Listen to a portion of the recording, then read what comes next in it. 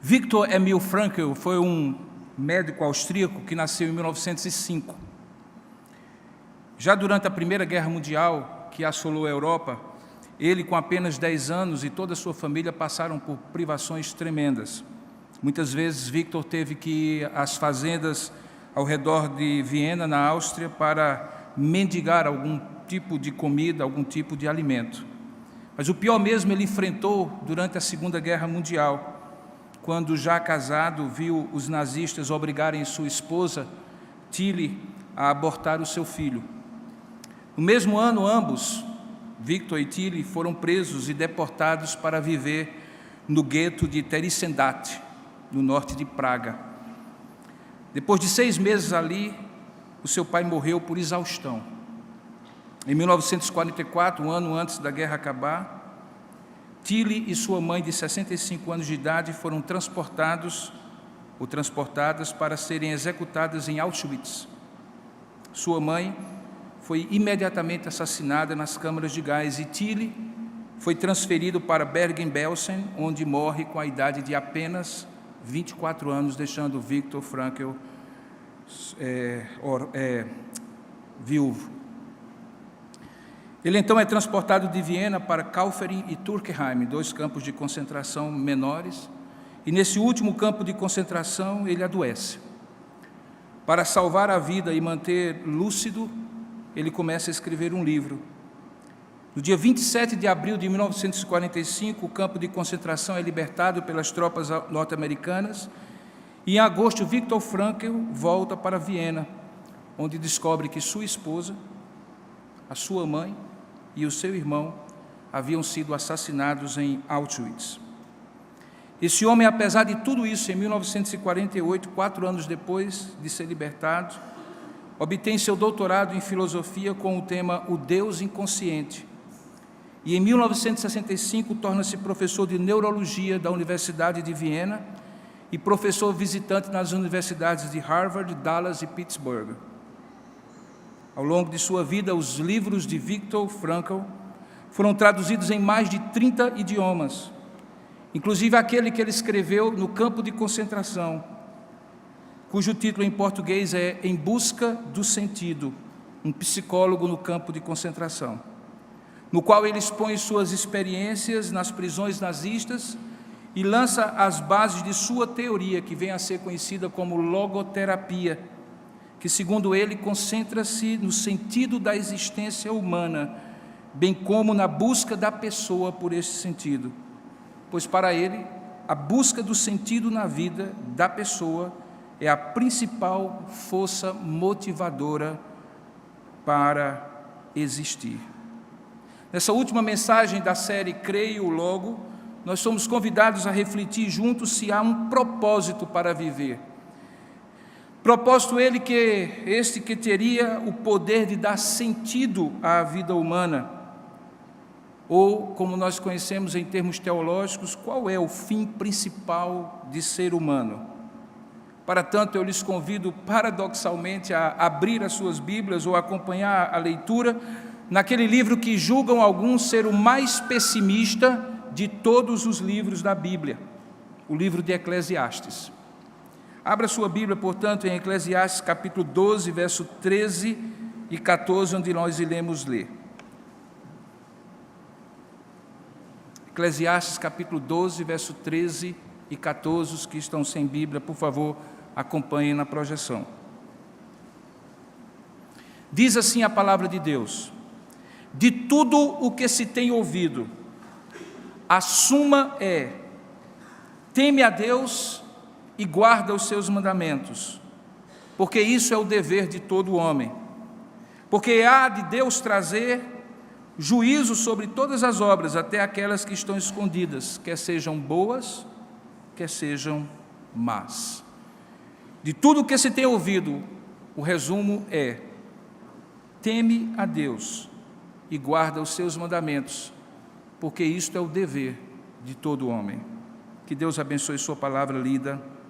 Amém. Vamos orar. Ó Deus amado e querido Pai, diante da Tua palavra, que foi escrita, inspirada pelo Teu Espírito, ainda que pela instrumentalidade de um homem, de vários homens, todos nós que somos Tuas criaturas e Teus filhos e filhas em especial, nos pomos humilhados diante de Ti por entender que a Tua palavra, que é regra de fé e prática, quando lida e exposta, é exatamente aquilo que ela se propõe a ser, Tua palavra, pela qual Tu mostras quem Tu és, o que Te agrada, a Tua lei, a Tua ordem, o Teu propósito, o Teu sentido para cada um de nós.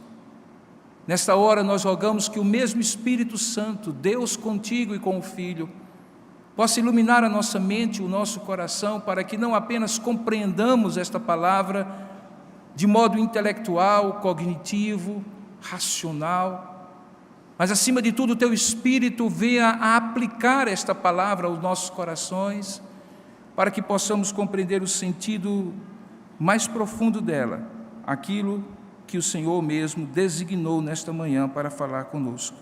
Fala conosco, Senhor, tanto aqueles que aqui estão, como também aqueles que estão nos acompanhando pela internet, onde quer que eles estejam.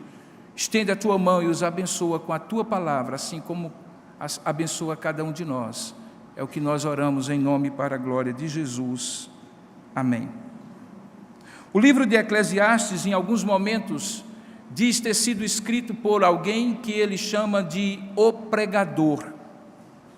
Você vê isso logo no primeiro versículo do capítulo 1 do livro de Eclesiastes, quando diz: palavra do pregador, filho de Davi, rei de Jerusalém. A palavra Kohelet, que em hebraico significa aquele que é encarregado de convocar um auditório e trazer a palavra para ela, é usada muitas vezes para a pessoa de Salomão, que nós cremos ter sido o autor do livro de Eclesiastes, assim também como o livro de Provérbios. Daí porque são chamados Provérbios de Salomão. Esse incorpora muitos ditados populares, pequenas histórias, que os Koheletes, aqueles homens que viviam de vila em vila, cidade em cidade, fazendo as suas apresentações e contando as suas histórias de fundo moral, apresentavam para que as pessoas pudessem segui-las. Algumas dessas histórias, alguns desses ditos populares, inspirados por Deus, foram então compilados e compõem o livro de Provérbios. Assim também, muitas vezes, nós encontramos alguns desses ditos populares, alguns desses provérbios, também no livro de Eclesiastes, mas há uma diferença fundamental. Quando ele escreve o livro de Provérbios, provavelmente Salomão era um homem em meia idade, ainda viril, ainda jovem, para os padrões de antigamente, e que, portanto, tinha uma visão da vida ainda cheia de perspectivas. Assim como pessoas mais jovens que veem a vida de maneira um pouco mais colorida, assim também ainda era Salomão, especialmente pela vida extremamente favorável que ele havia conseguido construir. Um dos homens mais ricos da sua época, um dos homens mais sábios, um dos homens de maior prestígio, que construiu todo um império ao seu redor, quando Israel expandiu o seu reino a fronteiras onde nem mesmo Davi, o seu pai, havia conseguido expandir. Mas quando ele escreve Eclesiastes, ele já é um homem idoso. E, em certo sentido, a gente até consegue encontrar a ranzinzice dos mais velhos em alguns momentos nas palavras de Eclesiastes. Cansado, fatigado, pensando em olhar para trás e vendo que tudo que havia construído não era tão significativo assim, tão satisfatório assim como ele anteriormente julgara, Salomão acaba expressando todo o azedume de suas palavras no livro de Eclesiastes. Mas, como eu falei, do que tem Salomão se queixar? Certamente a vida dele foi muito melhor, em muitos sentidos, do que a grande maioria de nós, do que a grande maioria dos homens da sua época. O que é que poderia reclamar o velho Salomão, cuja vida tinha sido tão cheia de coisas e experiências distantes, dos distantes anos que ele havia vivido, com muito prestígio, fama, sucesso, riqueza e assim por diante? É que Salomão refletia algo muito mais profundo do que cansaço de viver.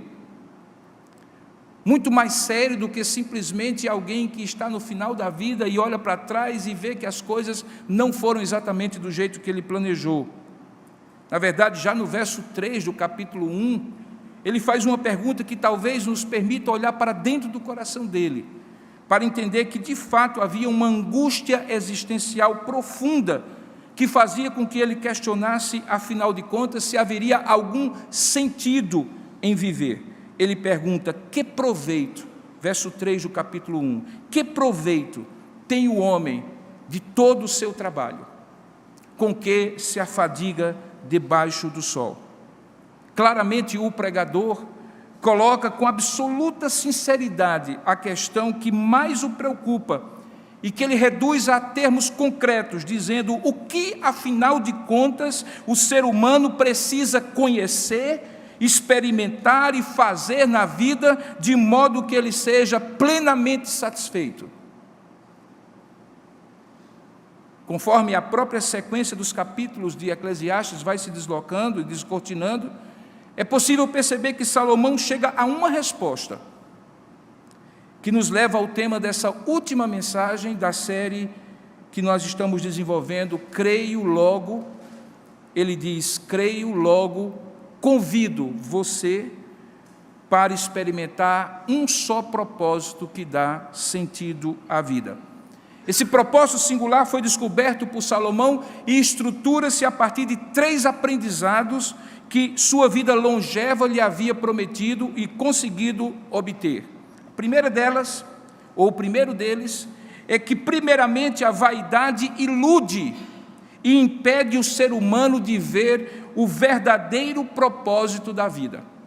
A palavra vaidade que ele usa aqui, 38 vezes das 73 em toda a Bíblia, portanto é um vocabulário que ele se apropriou de maneira muito clara, traduz a palavra hebraica revel. Literalmente essa palavra é usada para designar vapor, névoa.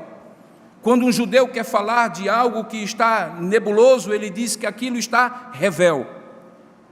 Mas também traz a ideia de algo breve, transitório, exatamente como a neblina, que de manhã cedo impede de ver tudo, mas depois com o calor do dia vai se dissipando e então se pode ver claramente. Quando se junta então a ideia de algo que impede a visão clara e que é transitório, então a ideia de vaidade no vocabulário hebraico começa então a manifestar-se, que vai muito mais do que vestimentas externas, como normalmente nós temos na nossa língua portuguesa. Para os judeus, vaidade é alguma coisa que é passageira e que impede ver a realidade da vida. Poderíamos dizer que é algo que deslumbra os sentidos, que nos torna pessoas fúteis, vazias, ocas, e que, portanto, perdem a capacidade de ver a realidade da vida. Isso é revel, isso é vaidade para Salomão. Como diria C.S. Lewis, para Salomão e para todo aquele que conhece a ideia de que vaidade impede o ser humano de ver a realidade da vida, o verdadeiro propósito da vida, tudo que não for eterno, diria C.S. Lewis, é eternamente inútil. De fato, em aproximadamente 15 das 73 ocorrências dessa palavra na Bíblia, a ideia descrita é de situações cujos resultados são frustrantes, por não atenderem às expectativas inicialmente postas sobre elas. Por exemplo, revel significa uma satisfação passageira, que provoca uma frustração permanente. Se você abrir no capítulo 2, verso 1, você vai ver a expressão. Lá se diz de maneira muito clara o que Salomão conseguia entender como revel. Ele diz assim, Eclesiastes capítulo 2, verso 1. Disse comigo, vamos, e eu te provarei com alegria. Goza, pois, a felicidade, mas também isso era vaidade. Do riso, disse, é loucura, e da alegria de que serve. E essa conclusão ele havia chegado depois de descrever e experimentar o que ele fala logo depois. Quando diz, resolvi no meu coração dar-me ao vinho, regendo-me contudo pela sabedoria, e entregar-me à loucura, até ver que o melhor seria que fizessem os filhos dos homens debaixo do céu durante os poucos dias de sua vida. Empreendi grandes obras, edifiquei para mim casas, plantei para mim vinhas, fiz jardins e pomares para mim, e nestes plantei árvores frutíferas de toda espécie. Fiz para mim açudes, para regar com eles o bosque em que reverdeciam as árvores. Comprei servos e servas, nascidos em casa, e também possuí bois e ovelhas, mais do que possuíram todos os que antes de mim viveram em Jerusalém. Amontoei também para mim prata e ouro e tesouro de reis e de províncias. Provi-me de cantores e das delícias dos filhos dos homens, mulheres e mulheres. Engrandeci-me e me sobrepujei a todos os que viveram antes de mim em Jerusalém. Tudo quanto desejaram os meus olhos não lhes neguei, nem privei o coração da alegria ou de alegria alguma, pois eu me alegrava com todas as minhas fadigas, e isso era a recompensa de todas elas. Considerei todas as obras que fizeram as minhas mãos, como também o trabalho que eu com fadigas havia feito, e eis que tudo era vaidade, tudo era revel, tudo era passageiro, tudo me impedia de ver a realidade da vida. Era como andar e correr atrás do vento, e nenhum proveito havia debaixo do sol para todas estas coisas. Salomão então entendia que a vaidade impedia o ser humano de ver o verdadeiro propósito da vida. E isso lhe dava um claro senso de frustração, quando via que todo o seu esforço iria acabar com a sua morte, e as coisas que ele havia construído nem mesmo poderia, talvez, para sempre usufruir. Assim ele as considerava como um absurdo, um nonsense, algo surreal, sem sentido, pois o próprio propósito final da sua vida parecia nivelar por baixo. Ele era o rei mais poderoso, mas seria enterrado junto com o servo mais humilde. Tudo que ele havia construído ficaria para trás, e restaria para ele apenas um lugar debaixo da terra, igualzinho aos outros. Esse nonsense leva então o autor a usar com muita facilidade e frequência a expressão que, diante do destino final de todos, a vida pareceria ser como correr atrás do vento, e qualquer esforço de encontrar um sentido maior para a vida debaixo do sol seria como a ilusão de um coração vaidoso. O primeiro aprendizado, então, de Salomão é que a vaidade, como uma neblina, impede de ver a realidade e o propósito da vida. Mas há um segundo aprendizado que completa este primeiro. O segundo aprendizado é diametralmente oposto a esse primeiro, ou seja, que se por um lado a vaidade impede de ver o propósito da vida, a realidade da vida, o temor a Deus esclarece, abre a visão do homem sobre suas próprias limitações e sobre o ilimitado, infinito poder de Deus, e assim acaba por abrir a sua visão para o verdadeiro sentido da vida. Frequentemente o pregador, do mesmo jeito que fala de vaidade, também convoca os seus ouvintes e leitores ao temor de Deus. Ele usa essa expressão temor a Deus várias vezes na Bíblia, e particularmente no livro de Eclesiastes. Mas o que significa esse temor a Deus? O temor a Deus envolve, além da reverência ao próprio Deus, um reconhecimento e uma submissão ao propósito maior que Deus tem em cada situação da vida, tanto na adversidade como na prosperidade, e que produz, se for bem compreendido, sabedoria no coração humano.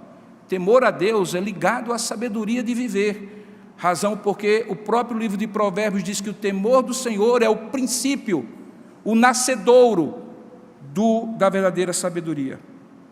Jameson, Fawcett e Brown, comentaristas do Antigo Testamento, dizem o seguinte acerca disso: o propósito de Eclesiastes é mostrar que a vaidade de todas as meras conquistas humanas, quando se tornam um fim em si mesmos, é muito inferior em contraste com as felicidades reais e abençoadoras da verdadeira sabedoria que vem do temor a Deus.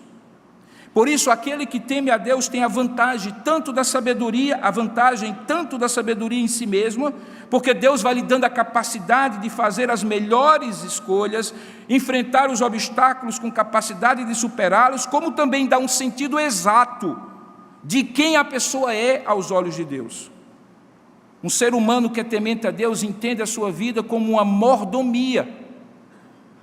A própria vida lhe é dada, e com a vida saúde, e com a saúde as oportunidades. E em cada conquista dele, ele vai compreendendo que Deus, como dono de tudo e de todas as coisas, lhe oferece a oportunidade de tomar conta daquilo que não é dele, é de Deus, inclusive a própria vida. E é nessa perspectiva de temor ao Senhor que ele não fica, como nós diríamos no Nordeste, abestalhado com as suas próprias vaidades, porque ele entende que as coisas que tem, que faz, que é, não faz, não tem e não é, se não fosse a bênção de Deus sobre a sua vida. Então o temor a Deus permite que você usufrua a bênção de Deus nesta vida, com perspectiva real, sem se tornar uma celebridade tola, vã, fútil, que acha que as coisas dessa vida permanecerão para sempre. Pelo contrário, garante-lhe não apenas uma vida abençoada aqui na terra, mas uma certeza de que ela no fundo continuará depois da morte, sem as coisas, mas com o mais principal da vida, que é o próprio Deus e a presença dele. Então, se por um lado ele enfatiza que a vaidade cega e impede que o homem veja a realidade e o propósito da vida, por outro lado, ele diz que o temor a Deus abre os olhos e permite que você veja a vida como ela de fato deve ser e como ela de fato deve ser vivida. E aí, ele traz um terceiro e último aprendizado. É que se por um lado a vaidade cega os olhos e tira a capacidade de ver a realidade da vida, e se por outro lado o temor a Deus abre os olhos e permite ver a vida como ela deve ser vivida, o aprendizado dessas duas coisas levam a entender que o sentido da vida é equilibrar com um propósito o prazer imediato e a felicidade eterna. Que o sentido da vida é equilibrar com um propósito o prazer imediato e a felicidade eterna. A palavra hebraica para deleite ou prazer, shefet, em Eclesiastes, quase sempre traduz a ideia de propósito. E é muito curioso, porque normalmente prazer é visto na nossa maneira de ver a vida como algo que você obtém e logo se esvai, sem muito propósito. Tomar uma, por exemplo, parece ser um fim em si mesmo, não tem propósito algum. Aproveitar as coisas boas da vida parecem ser alguma coisa que você simplesmente aproveite, porque elas estão ali, amanhã podem não estar. Qual o propósito? Nenhum, é para prazer mesmo. Mas na literatura hebraica, prazer e deleite sempre está ligado, ou sempre estão ligados a um propósito. A ideia de que, como um fim em si mesmo, qualquer prazer enebria, mas com um propósito, todo prazer legítimo cumpre o sentido da vida. O que na prática, cada um de nós certamente pode ser testemunha disso, porque quando decidimos realmente ser sinceros e encarar a vida, que muitas vezes é sem sentido, para além do prazer imediato que algumas pessoas buscam, nós temos a certeza de compreender a sensação que alguns têm daquilo que eles chamam de tédio. Muitas vezes no consultório as pessoas chegam para mim e dizem que estão tristes. Eu costumo dizer que a emoção bem compreendida é emoção que tem nome e sobrenome.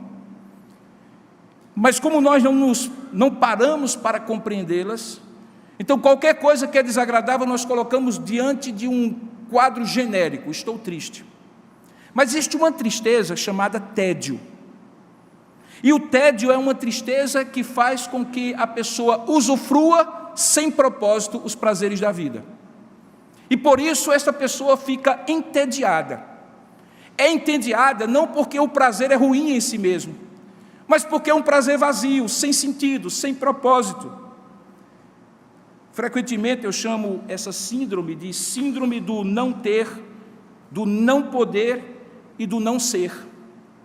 Ou seja, que a pessoa não consegue usufruir aquilo que ela é, aquilo que ela tem, aquilo que ela pode fazer, porque simplesmente toda a sua energia está concentrada naquilo que ela não pode, naquilo que ela não faz, naquilo que ela não é, e portanto desejar aquilo que ela não é, aquilo que ela não pode, aquilo que ela não faz, ela deixa de usufruir o propósito daquilo que ela é, daquilo que ela faz, daquilo que ela pode. e aí o coração fica cheio da tristeza chamada tédio. Salomão dá um exemplo sobre isso. Está no capítulo 3 de Eclesiastes, talvez um dos mais belos poemas que a Bíblia traz. Quando ele diz assim: há tempo de nascer e tempo de morrer, tempo de plantar e de arrancar o que se plantou. Eclesiastes 3. Tempo de matar e tempo de curar, tempo de derrubar e tempo de edificar, tempo de chorar e tempo de rir, tempo de prantear e tempo de saltar de alegria, tempo de espalhar pedras, tempo de ajuntar pedras, tempo de abraçar e tempo de afastar-se de abraçar, tempo de buscar, tempo de perder, tempo de guardar e tempo de deitar fora, tempo de rasgar e tempo de coser, tempo de estar calado e tempo de falar, tempo de amar e tempo de aborrecer, tempo de guerra e tempo de paz. E aí, depois de tudo isso, no verso 11, veja como ele encara todas essas ações como prazeres que podem cumprir um propósito, porque ele diz: tudo fez Deus, formoso no seu devido tempo, e também pôs no coração do homem a eternidade, sem que este possa descobrir as obras que Deus fez desde o princípio até o fim. E aí olha como ele junta: também sei que nada há melhor para o homem do que regozijar-se e levar vida regalada, e também que é dom de Deus que possa o homem comer, beber e desfrutar o bem de todo o seu trabalho. Sei que tudo quanto Deus faz durará eternamente. Nada se pode lhe acrescentar e nada lhe tirar. E isto faz Deus para que os homens temam diante dele, porque o que é, já foi, e o que há de ser, também já foi, e Deus fará renovar-se o que se passou, ou seja, há um tempo apropriado para cada propósito de Deus para a sua vida. A verdadeira sabedoria de Salomão é aquela que permite que você aproveite a vida naquilo que a vida lhe oferecer, sabendo que todas as coisas da vida devem cumprir algum propósito, senão elas serão vazias. E é exatamente isso que no final do capítulo 11, verso 9 e 10, talvez no segundo poema mais bonito do livro de Eclesiastes, o pregador se dirige aos jovens, que normalmente são associados àqueles que, pela pouca idade e inexperiência, deixam-se levar pelos prazeres e vaidades da vida, e profere esse belo poema, que começa no capítulo 11, verso 9, e veja que maravilha de como as coisas são equilibradas debaixo do temor a Deus. Ele diz assim: alegra-te, jovem, na tua juventude, e recreie-se o teu coração nos dias da tua mocidade. Anda pelo caminho ou pelos caminhos que satisfazem ao teu coração e agradam aos teus olhos. Sabe, porém, que de todas estas coisas Deus te pedirá conta. Afasta, pois, do teu coração o desgosto e remove da tua carne a dor. Afasta do teu coração o tédio, porque a juventude e a primavera da vida são vaidade. Lembra do teu Criador nos dias da tua mocidade, antes que venham os maus dias e cheguem os anos dos quais dirás: não tenho neles prazer. Antes que se escureçam o sol, a lua e as estrelas do esplendor da tua vida, porque estarás cego.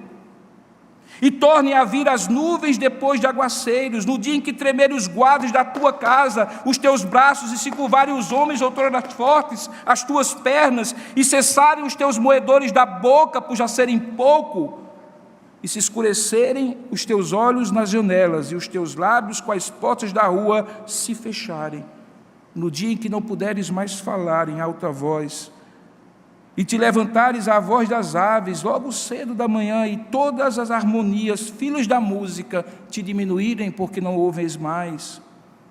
como também quando temeres o que é alto, e te espantares no caminho, e te embranqueceres a cabeça como floresce a amendoeira, e o gafanhoto te for um peso, e te perecer o apetite, porque vais à casa eterna, e os pranteadores andam rodeando a tua praça, antes que se rompa o fio da prata, e se despedace o copo de ouro, e se quebre o cântaro junto à fonte, e se desfaça a roda junto ao poço, e o pó volte à terra como era, e o espírito volte a Deus que o deu. Antes de tudo isso, lembra-te do teu Criador, nos dias da tua mocidade, porque vaidade de vaidades, diz o pregador, tudo é vaidade. Perceba que não há pessimismo algum. A realidade da compreensão desse homem que juntou esses conceitos maravilhosamente harmônicos, de que a vaidade cega os olhos para ver a realidade, o princípio da vida, de que o temor a Deus abre os olhos, e com os olhos abertos podemos equilibrar, viver uma vida abençoada e usufruir dela, e ao mesmo tempo entender que dela daremos conta a Deus, porque somos apenas mordomos daquilo que o Senhor nos concede.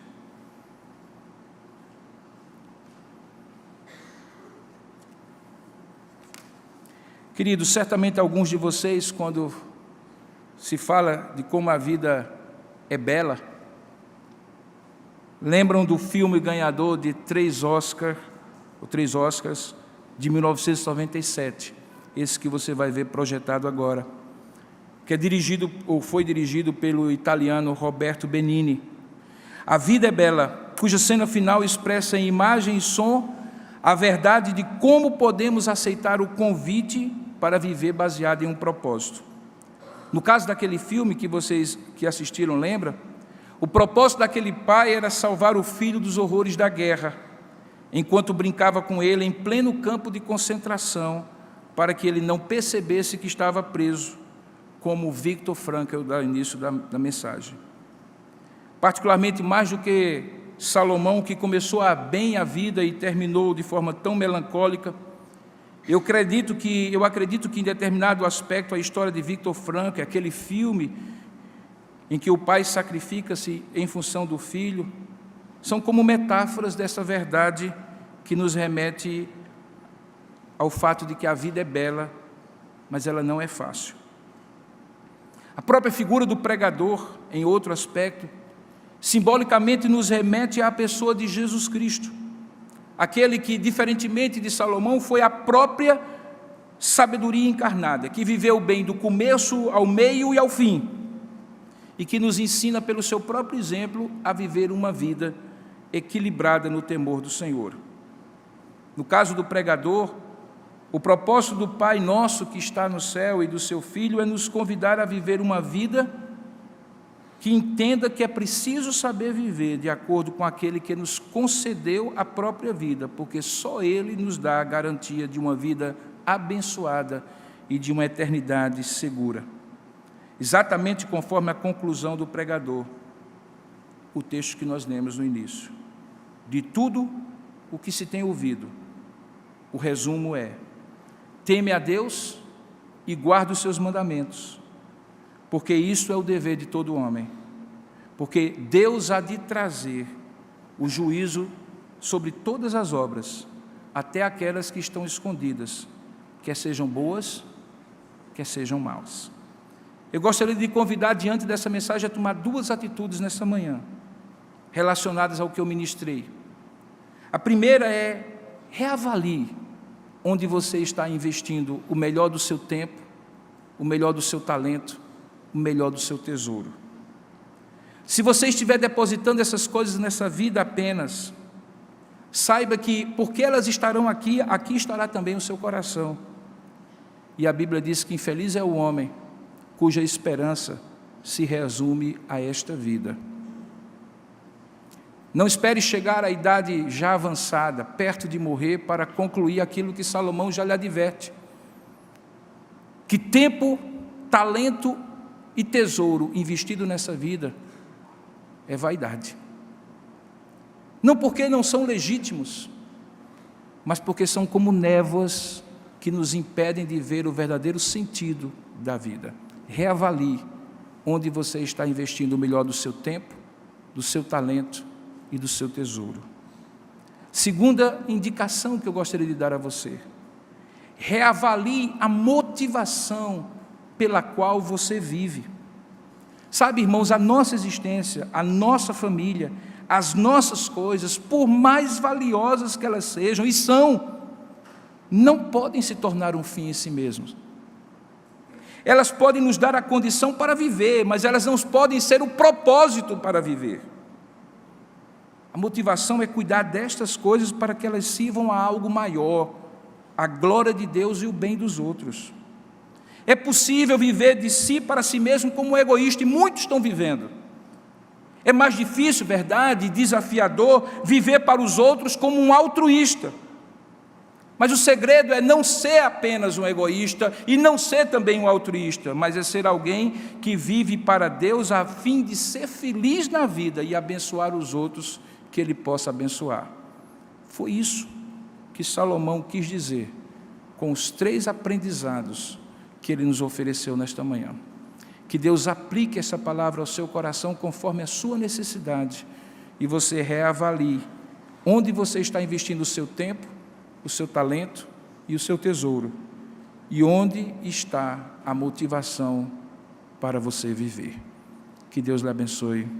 Amém. Curva a sua cabeça por um instante, vamos pedir a Deus a sua bênção. Ó Deus amado, conforme pedimos no início dessa mensagem, nós agradecemos a Ti porque a Tua palavra é sábia e verdadeira, a ponto de nos instruir hoje pelo Teu Espírito, a partir de algo que foi dito há milhares de anos e que continua verdadeiro, parece um retrato da nossa sociedade hoje e de certa maneira parece uma fotografia do nosso próprio coração.